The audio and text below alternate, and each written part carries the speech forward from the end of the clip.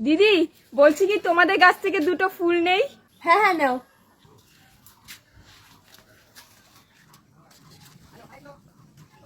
আসি দিদি। হ্যাঁ এসো।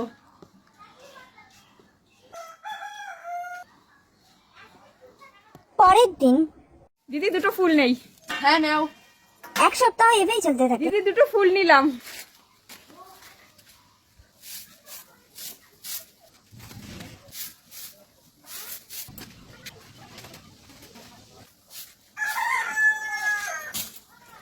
এই যে মহারানী, রোজ দুটো ফুল নিবো বলে গাছের সব ফুল নিয়ে যাও।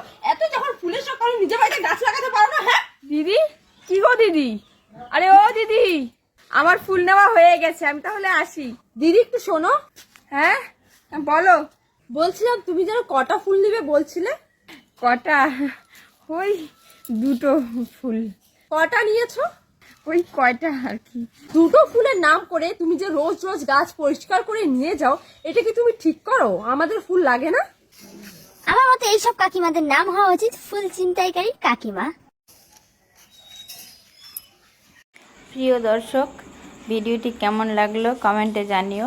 আর এরকম ঘটনা কার কার বাড়িতে ঘটে প্লিজ সেটাও জানিও। কিন্তু আমার বাড়িতে প্রত্যেক দিনই ঘটে, প্রত্যেক দিনই এরকম হয় আমার সাথে। তো যাই হোক, আমি কাউকে কিছু বলতে পারি না, আমি চুপ করে থেকে যাই। আমি ভাবি কিছু বলতে গেলে যদি তার কষ্ট হয়, তার খারাপ লাগে আমার কথা শুনে, তাই আমি কিছু বলি না।